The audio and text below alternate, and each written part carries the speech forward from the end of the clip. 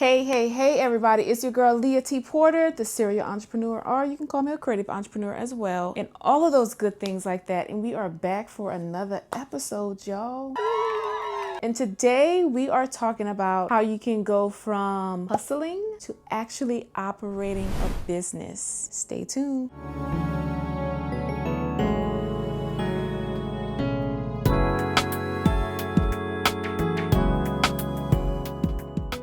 So today is all about going from a hustle mindset to a true business mindset and making sure that you are setting yourself up and setting your business up for success. And so no matter what stage of entrepreneurship that you are in, if you're a person that is doing a lot, that does a lot in your business, in the minute that you decide to step away, the business is not able to continue to run. Don't shoot the messenger, but I'm just here to tell you, you're not actually running a business. You might just be hustling. I say that with love. I say that with love. I say that all with love. And listen, I don't only say it with love, I say it from experience.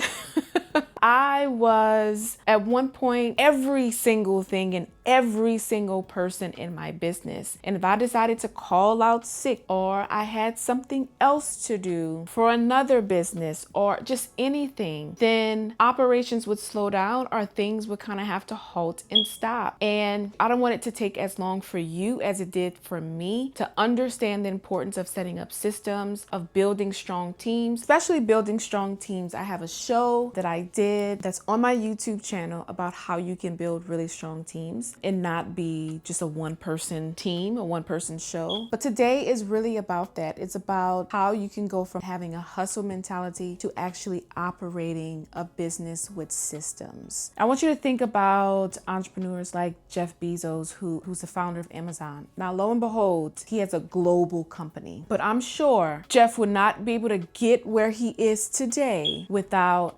being very strategic, being innovative in how he does things, who he brings in, and making sure that things are going to operate even in his absence. I mean, that is what a part of entrepreneurship, right? And owning a business is. Of course, for some people, owning a business is to mature it and get it to a place so one day they can sell it. But for some people, it's about building that generational wealth or building something that outlasts them. And that outlasts them is important, because the only way that something can actually outlast you is if you build the systems and build a business that operates without you. That is the key, and that is the important part. So we talked about what hustling looks like. Let's talk about what operating a business looks like. So you want to, number one, you want to build very clear systems. Okay, you want to have systems in place that make sense for your business, and one that anybody can pretty much do, right? Anybody with those skills or that knowledge can do, depending on what type of business that you're running. For me, one example would be how I would communicate with potential clients. Like, I used to take my phone number, my cell phone number, and put it on a flyer, and people would call me. And of course, I would have to be available to, sit down and give people information about the business and the prices and things of that nature. First, I didn't even have things on paper that I can send an email to people. I was just having those conversations on the phone. And then, lo and behold, you miss a phone call, right? You're missing out on a potential client. Or somebody calls you, you answer, but you're not able to actually fully have a detailed conversation, and then you forget to call them back. These are all things that has happened to me in the past, and I can't tell you how many potential clients I've probably lost because I did not have the proper system in place. So now I actually have a book me tab on my website that I also link that I email to people that they can book a time if they have any questions about anything. I mean, even if I see somebody in the hallway at Park Village, it's like, oh, I have a question. Hey, let me send you this link to schedule a meeting so we can adequately talk, and I can give you the adequate time to give you the information. And so people now will book time with me. It's between 20 to 30 minute intervals. They have to let me know what they are booking a call for, a virtual call for. Automatically goes to my calendar. I look at my calendar every day in the morning once I get started with work, and I know that I have a meeting coming up with X, Y, and Z about this. They're interested in classes. They want to know prices. They want to know more about the program. That has been a game changer for me. And again, it's something that is automated. It's something that automatically hits my schedule. And so it just makes it a breeze, and I don't have to worry about missing potential clients' phone call, not calling them back, and then not having the information readily available for them. And that's the next system, is making sure that you have the information readily available for people, whether that's folders in Google Docs or using Canva to create something very nice and decorative. So that way, if you're doing a virtual call like I do, that you can share your screen and you can have all this information readily available for them. And so yes, you want to make sure that you create great systems. Next is having the right processes. And listen, this is like almost like a given, because think of like baking a cake, right? There is a process to get to that finished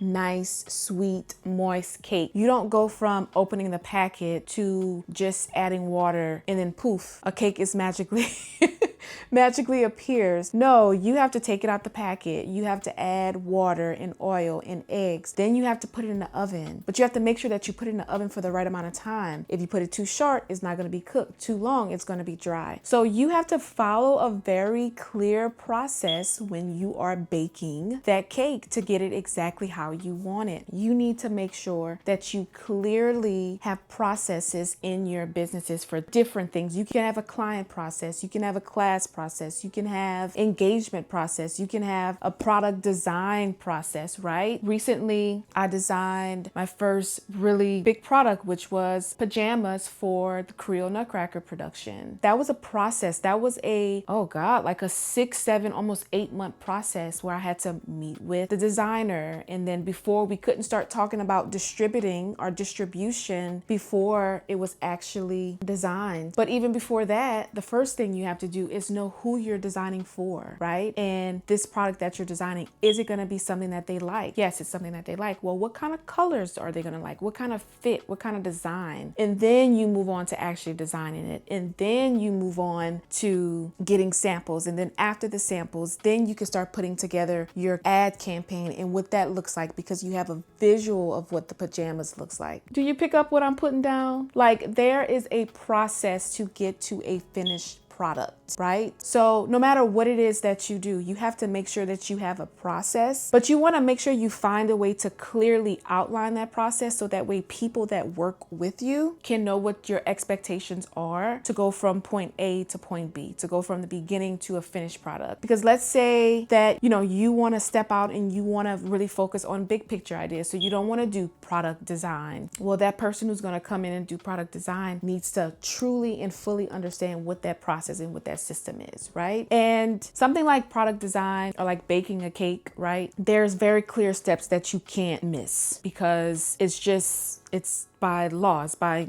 nature, if you want to say, that you have to do this before you do that to get to this. But there are some times where you might need a process that's not as generalized as that. And people need to know exactly what it is that they do before they get to this. So again, go back to your Google Docs or whatever system that helps you to clearly outline what the process is, what needs to happen, so that way the next person who's going to be in charge of that has a clear guideline on what to do. So next is defining very clear roles. And listen, this one has been a super game changer for me, probably just as much as finding the right systems. And it's defining those clear roles. Even if you have a very small team, each person on that team needs to know what they are doing and what they are focusing on at that time. Because sometimes if you have a small team, people might be doing dual roles, right? Where they might be doing content like social media marketing, but they also might be doing email marketing, right? Which that could be 2 different people doing those jobs. But if you're a small business, that might be somebody doing both. But making sure that they understand what their role is and what they're doing. Even if you're a one woman or one man show. You need to know what your roles are and clearly define them. And so it's all about not just picking the right team members, but just making sure that you are being articulate as a leader and making sure that they know what they're doing. One of the reasons why I say roles have been a game changer for me is because about 2 years ago, I hired my first assistant, who at the time was only assisting me with 2 businesses. At one time, I did have 2 assistants, one for 2 businesses over here, one for the other 2 businesses over here. But then now my girl, big dog Mara, does my assisting for all 4 businesses. And it really is a game changer, having someone that can really assist you with the day-to-day operations of what is happening and what is going on. And Mara has her roles, right? Mara is on email marketing. She communicates with, for the nonprofit, with our sponsors and donors. For FE Conservatory, she's sending out our emails to parents and all those good things like that. Another role that has been a game changer for me is having a backstage manager at my shows.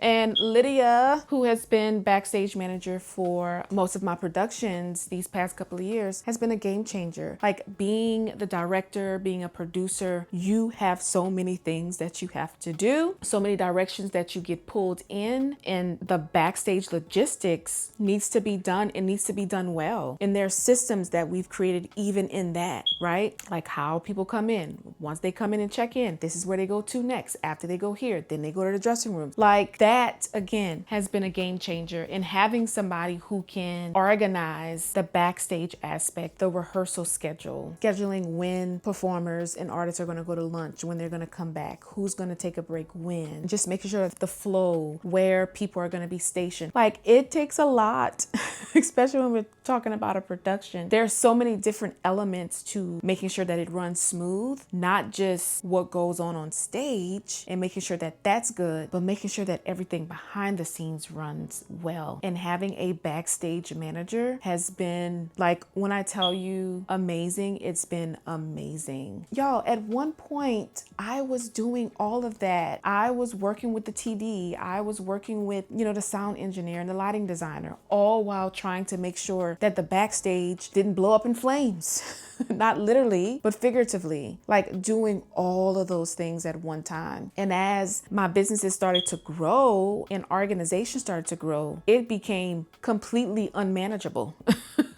Completely unmanageable. So defining clear roles, hiring the right people, and making sure that they know you articulate exactly what their job is and exactly what you need them to do is important. And if you are an artist and a creative like me, for some reason, we tend to struggle really bad with the concept of not hustling, but actually moving like a business. And I do feel like creatives oftentimes have it the worst of really moving from that mindset of moving like a business and not just an artist and not just a creative, because we're so used to, pouring all of ourselves, everything that we have into our work.